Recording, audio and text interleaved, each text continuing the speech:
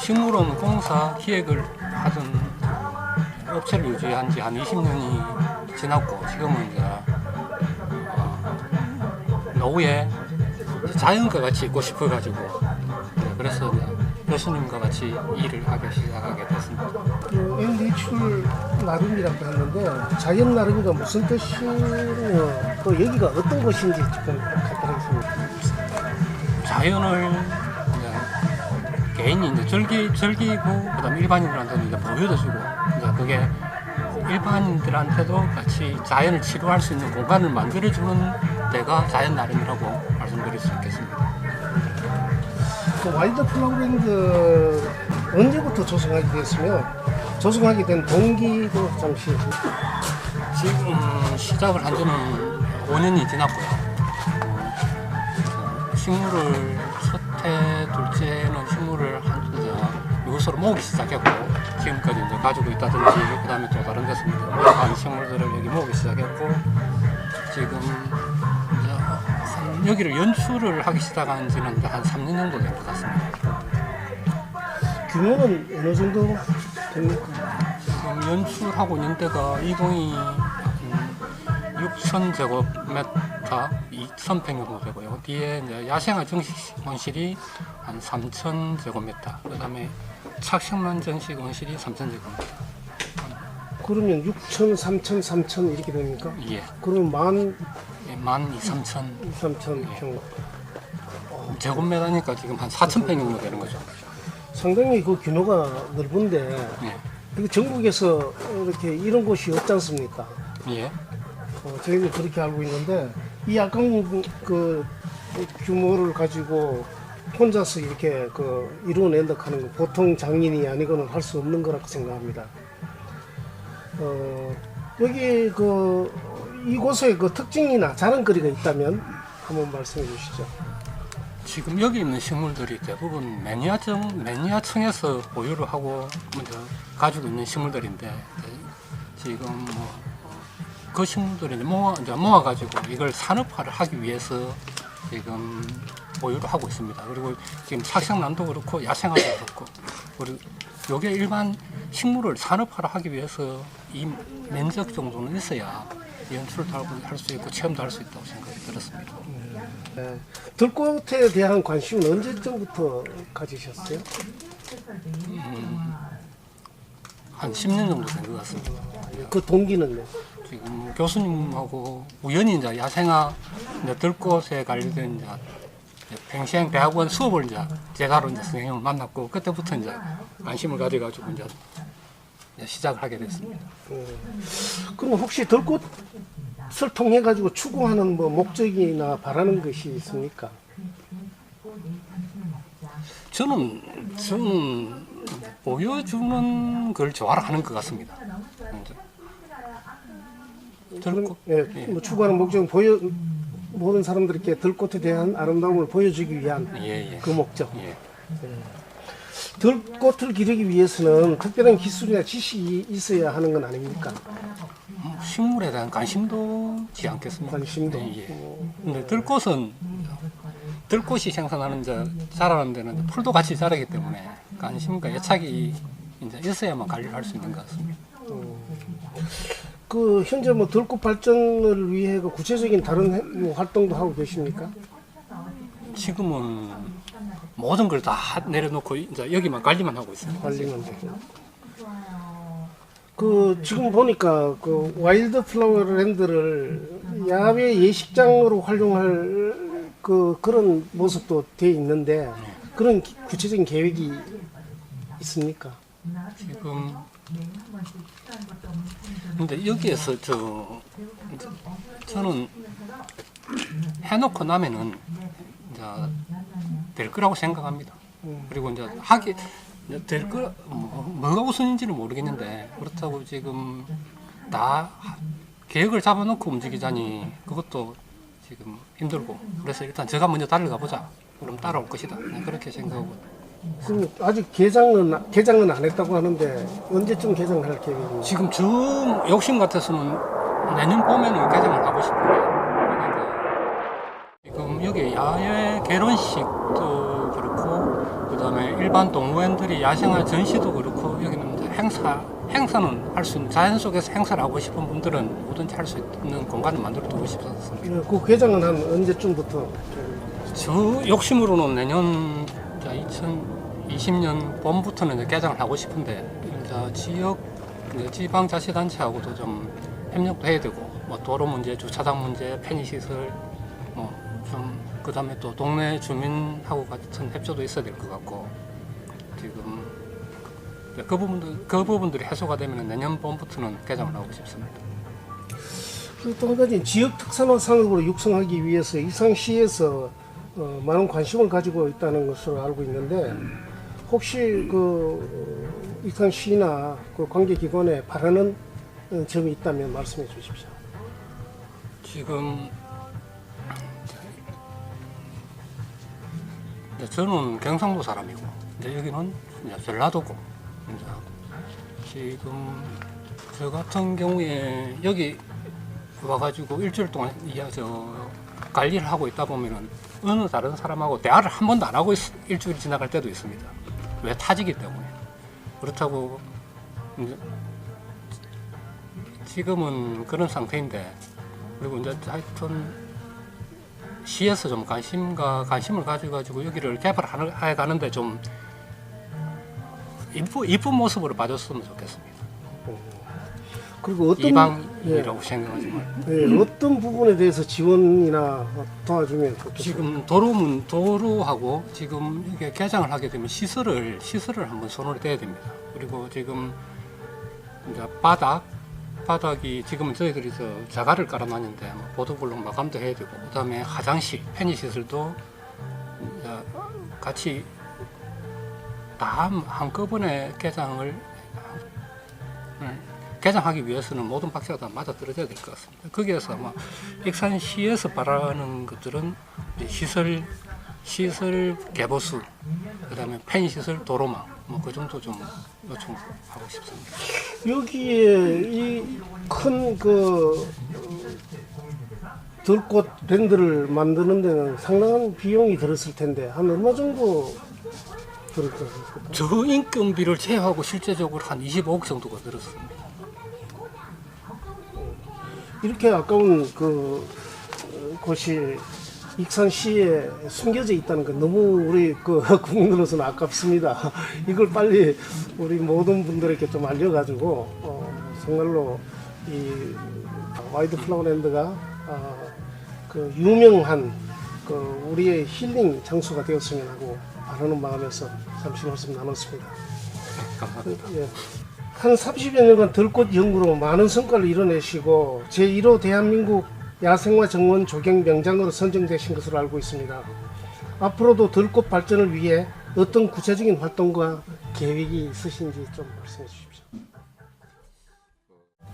제가 늘 강당에서나 현장에서 그 얘기를 합니다. 산업 일변도가 바로 농업이 1차 산업이 시작된 그 기착점이 지금 현재 4차, 6차를 거론하는 항로화 산업이라는 이런 자체를 얘기를 하는데 결과론적인 것은 자연이 잉태되지 않고 소생되지 않으면은 우리 산업이나 문화도 결국은 자멸하게 된다라는 것. 그건 우리가 지금 현재 그 중국에서나 우리나라 자체에서 그 산업기지나 그렇지 않으면 자연 환경으로 인해서 발생되는 미세먼지가 바로 그 첫 번째 관문으로 지금 현재 대두가 되어 있습니다.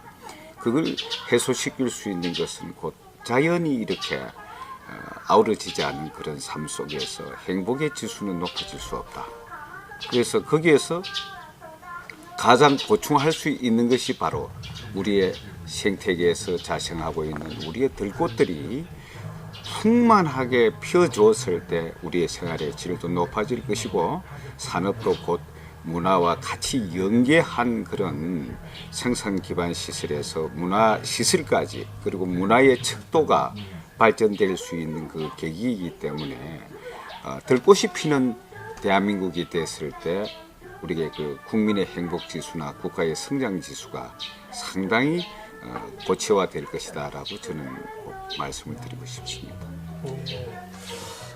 그리고 들꽃 애호가들이 생활이 될 수 있는 이익 창출과 지속적인 관심을 위해 생각하고 계획하고 계시는 게 있으시면 말씀해 주십시오.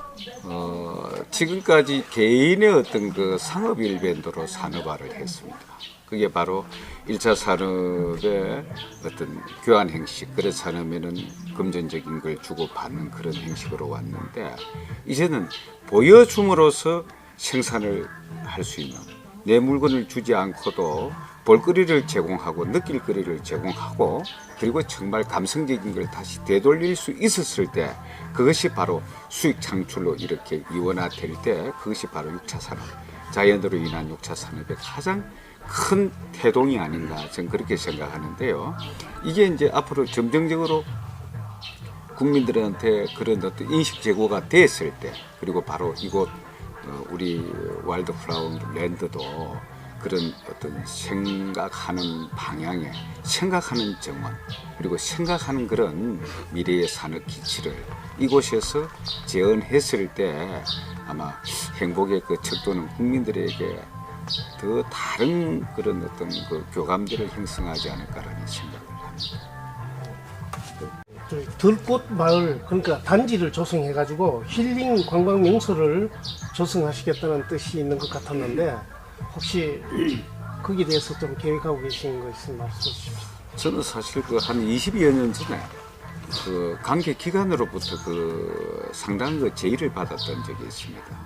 그래서 한 지역을 특성화해서 한 10,000여 평에다가 그걸 해야 되겠다라고 생각했고, 거기 지역에 있는 분들하고 이렇게 제가 대화를 하면서 참 느꼈던 것이 너무나도 그 안타깝다라는 걸 느꼈습니다. 근데 지금 만약에 그게 그때 생각으로 관계기관에서 지원이 돼서 만들어졌으면 지금 아마 최고의 산업단지가 되어 있을 겁니다. 근데 그것이 굉장히 아쉬웠고, 우리 그 김영승 대표가 제게 그 교육을 듣고 같이 이렇게 한 12여 년간 동거동락 하다시피 하면서 이제 했던 게 바로 우리가 이 단순한 그냥 이 보여주기식이 아닌, 오늘 우리 그 김 대표는 보여주기 위해서 했다라고 얘기하는데 제 생각은 그게 아니거든요. 사실 그 본질은 보여주기 위해서 하더라도 산업의 일변도로 분명히 이거는 바꿔야 된다라는 생각을 가지고 있었어요. 그게 뭐냐면은 볼거리 제공으로 인해서 바로 생산될 수 있는 산업의 기반은, 우리가 요즘은 흔히 그 얘기를 하지 않습니까? 차량도 리스를 하는 시대입니다. 그러면 식물이나 이 식물을 가지고 하나의 그 문화의 컨텐츠를 제대로 제시를 했을 때 그것이 바로 하나의 산업으로 갈 수 있는. 그래서 이제 뭘 생각했냐면은 전국적으로 그 식물 카페를 사실은 구상을 해드렸어요. 그리고 또 두 번째로는 이 식물을 우리나라의 이 존속 가치, 쉽게 얘기해서 자생하는 식물, 여기서 생존할 수 있는 식물의 개체를 모아보자. 그리고 이제 그게 가욕인지 몰라도 그 많은 개체를 우리가 충분하게 섭렵했을 때 나름대로의 어떤 제시안이 있을 것이다 라고 생각했고, 한 5년 이상을 무작정 이 식물 수종을 모으는 데만 열중을 해왔어요. 그리고 나서 거기에 이제 과정에서 오는 데는 뭐 여러 가지 경제적인 어려움이나 기타 이런 것도 있었겠지만은, 저는 이 익산을 선택할 때는 굉장히 많은 생각을 했습니다. 이 들녘에 아무것도 없는 이 들녘에 이걸 시작할 때 사막에 빌딩을 지은 건 똑같습니다. 그러나 이 사막에 빌딩을 짓고 거기에 하나의 산업을 만들었을 때는 엄청난 파급 효과가 올 것이다라고 생각했는데, 한 5년여의 세월이 흘렀고 각자의 너무 바쁜 일상 때문에 하나가 되지는 않았지만은, 이거를 관계기관에서 정말 그냥 식물 키우는 사람, 그리고 외지에서 어떤 뭐 시간에 대해서 와가지고 온실 준비해가지고 그 이렇게 식물 키우는 일반 농가의 어떤 시각으로 바라봤다면은 정말 그건 좀 잘못된 짓이다, 아쉽다라는 겁니다. 예.